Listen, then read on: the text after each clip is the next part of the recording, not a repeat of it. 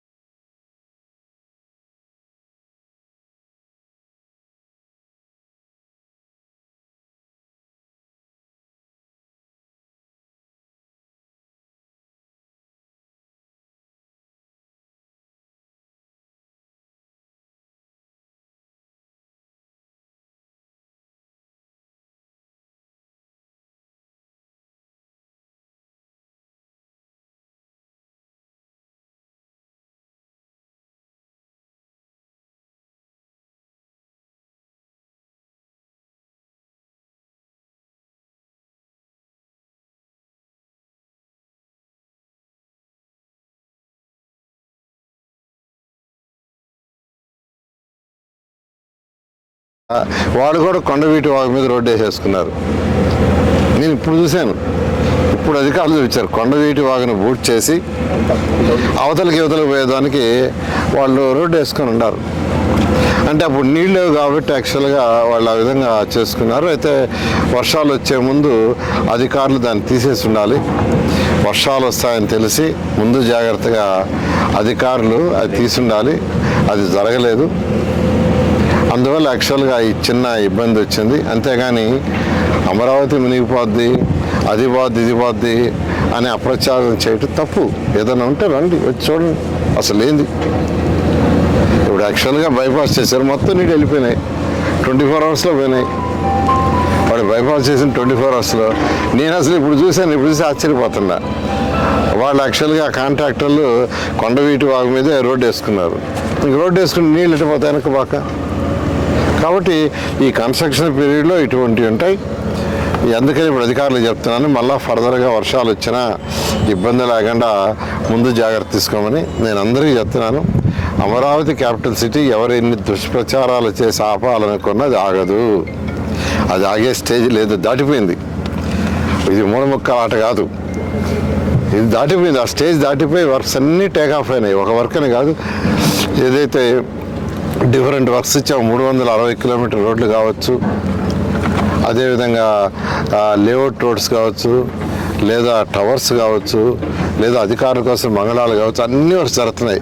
అధికారుల కోసం మంగళాలు అయితే 4000లో ఒక 250 ఎంతో ఫినిష్ కాకపోవచ్చు. మిగతా అన్నీ కూడా 31 మార్చి లోపల అధికారులకు కూడా హ్యాండ్ ఓవర్ చేయడం జరుగుతుంది. 1.5 yearలో ట్రంక్ రోడ్స్ పూర్తవుతాయి. 2.5 yearsలో లేఅవుట్స్ రోడ్స్ పూర్తవుతాయి. 3 సంవత్సరాలు ఐకానిక్ బిల్డింగ్స్ ఎటువంటి పరిస్థితుల్లో పూర్తవుతాయి. దీని మీద దుష్ప్రచారం చేస్తూ మీరు పోతే తర్వాత ప్రజలు మిమ్మల్ని చీకొట్టుకుంటారు. ఎందుకంటే మేము ఇన్నిసార్లు చెప్తున్నాం 3 సంవత్సరాల లోపల అమరావతి కంప్లీట్ చేస్తామని. కంప్లీట్ చేస్తాం. చాలా చక్కటి ప్లాన్ ఇది. నెదర్లాండ్స్ వాళ్ళ దగ్గర డిజైన్ చేయించాం. ఇది ఈ యొక్క డ్రైన్స్. ఎందుకంటే నెదర్లాండ్స్ వాళ్ళు దీంట్లో ఎక్స్పర్ట్స్. నెదర్లాండ్స్ యొక్క సీ కంటే కూడా వాళ్ళ టౌన్ కొద్దిగా డౌన్గా ఉంటుంది అనేది ఉంది. అందువల్ల వాళ్ళ ఎక్స్పర్ట్స్ అని వాళ్ళ దగ్గర డిజైన్ చేయించాం. వాళ్ళు ఇరిగేషన్ డిపార్ట్మెంట్ అందరూ కూర్చొని యాక్చువల్గా దీన్ని చాలా చక్కగా చేశారు. వర్కులు జరిగేటప్పుడు కొద్దిగా అబ్స్ట్రక్షన్స్ ఉంటుంది. దాని మీద దుష్ప్రచారం చేస్తే రేపు ఉదయం ప్రజల మీద చీకొట్టుకుంటాం. నీళ్ళు ఆపటం ఏంది? నీళ్ళు ఆపటం ఏంది? నాకు అర్థం కాల. వాళ్ళు కావాలని ఇక్కడ మట్టేశారని వాళ్ళు ఆరోపిస్తున్నారు.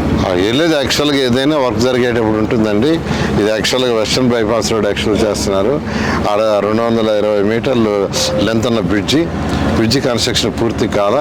కన్స్ట్రక్షన్ జరుగుతుంది కాబట్టి కింద మట్టి ఉండిపోయింది.